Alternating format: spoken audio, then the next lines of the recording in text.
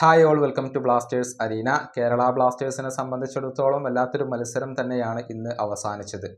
മത്സരത്തിൻ്റെ ആദ്യ അരമണിക്കൂറിനുള്ളിൽ തന്നെ ഒരു സ്ട്രൈറ്റ് റെഡ് കാർഡ് വഴങ്ങേണ്ടി വരിക എന്നത് ഏതൊരു ടീമിനെ സംബന്ധിച്ചിടത്തോളം ദുസ്വപ്നമാണ്. അതായിരുന്നു ബ്ലാസ്റ്റേഴ്സിന് ഇന്ന് നേരിടേണ്ടി വന്നത്.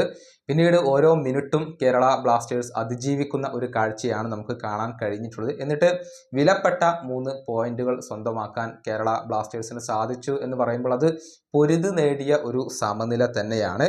ഇന്നത്തെ മത്സരത്തിലെ പ്രകടനത്തിൻ്റെ പേരിൽ എടുത്തു പ്രശംസിക്കേണ്ട ചില താരങ്ങളുണ്ട്.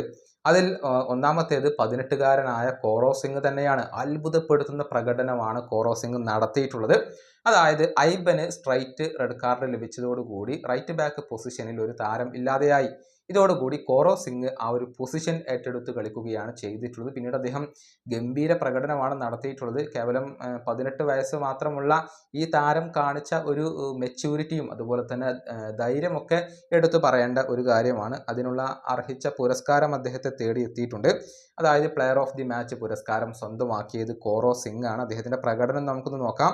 ഒരു ടാക്കിളാണ് നടത്തിയിട്ടുള്ളത്. അത് അദ്ദേഹം വോൺ ചെയ്യുകയും ചെയ്തു. 2 തവണ പൊസഷൻ വോൺ ചെയ്തു. 5 ക്ലിയറൻസുകൾ അദ്ദേഹം നടത്തി. അതുപോലെ തന്നെ ഫൈനൽ തേർഡിലേക്ക് 7 തവണ അദ്ദേഹം പ്രവേശിച്ചിട്ടുണ്ട്.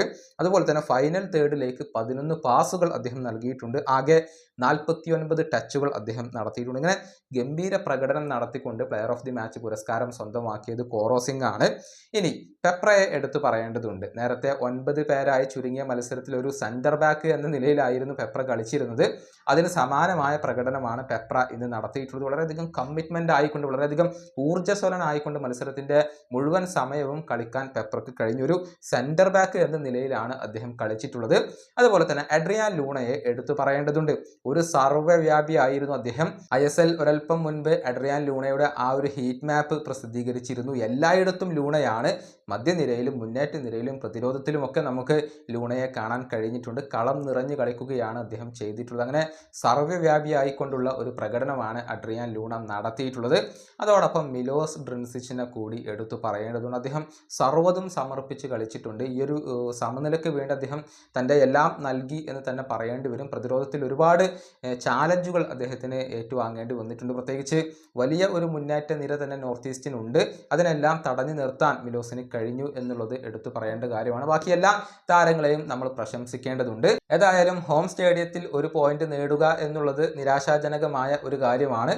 പക്ഷേ ഈ ഒരു അവസരത്തിൽ ഇതൊരു വിലപ്പെട്ട പോയിന്റ് തന്നെയാണ്. ഈ വീഡിയോയുടെ അവസാനിപ്പിക്കുന്നു. അടുത്ത വീഡിയോയുമായി വീണ്ടും കാണാം.